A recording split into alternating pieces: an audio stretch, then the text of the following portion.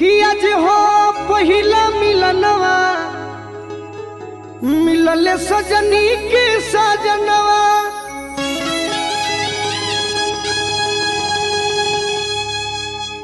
कि हमारे अंग अंग गुलाब नियन खिलल बाबा दनवा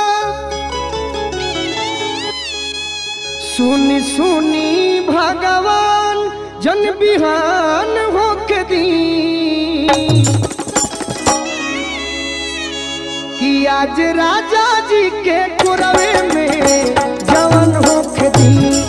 आज राजा जी के कुरवे में जवन होके दी कि आज हो पहिला मिलनवा मिलले सजनी के सजनवा। जय हो हे भगवान हमार अंगे अंग गुलाब नियन खिलल बाबा दनवा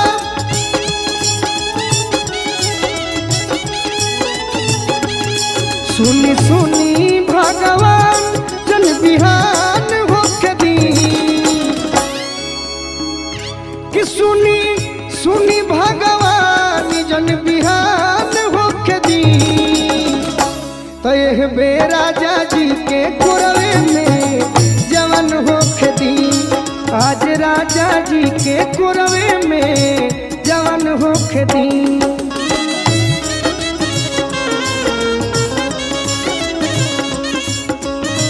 वाह वाह ये नया जेकर बिया हो करा खातिर बा नौजवान भाई लोग लगन आवे वाला बा ऐसा में मेहरारू मिल जाए लो तो खूब खुश रहे हैं सब। और मिजाज में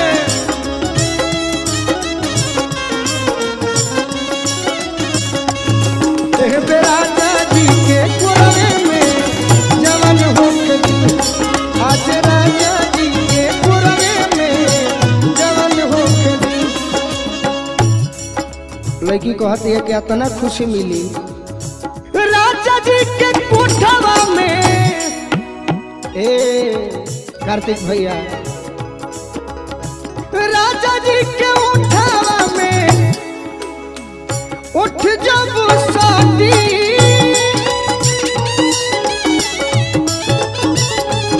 राजा जी के उठावा में उठ जब शादी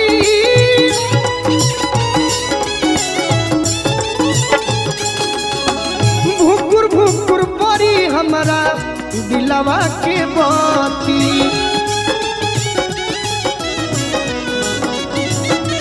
हाँ भुकुर भुकुर परी हमारा दिलवा के बाती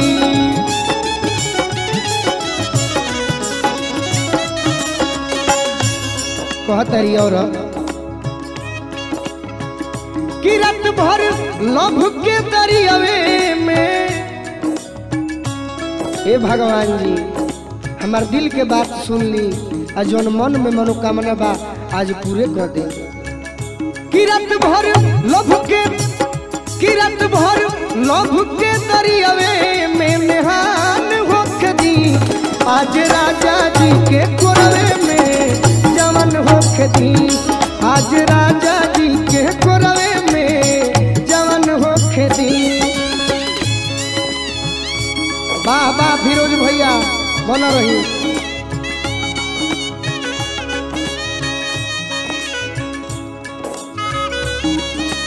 वाह वाह यह लयदार मने कहा ला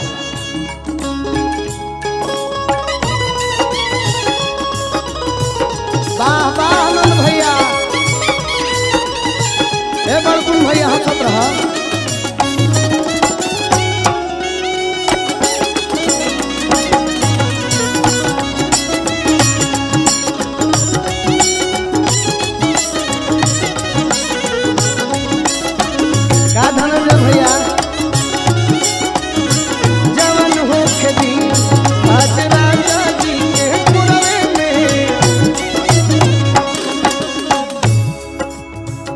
कहती है लड़की की वो घड़ी और खुशी मिली कि ओठ से जब ओठ सटी तो तने खुशी मिली आ जब तनी मनी छुई है आ जब रुआ गनगनाई तो संपूर्ण रूप से हमारा खुशी मिली। कहतरी लइकी रोआ गनगनाई पिया कोरा जब उठई है,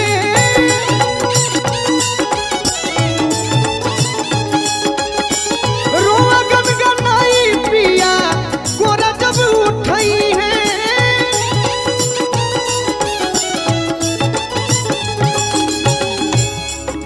अरे ललन भोजपुरी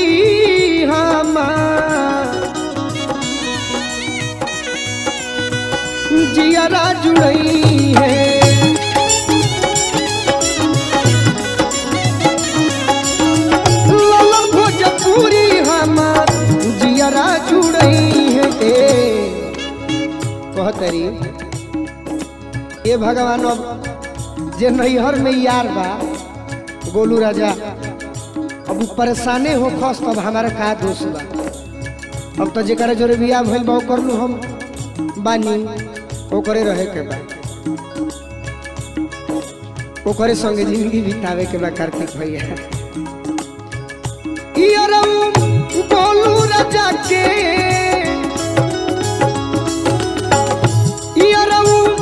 गोलू राजा के परेशान होके दी,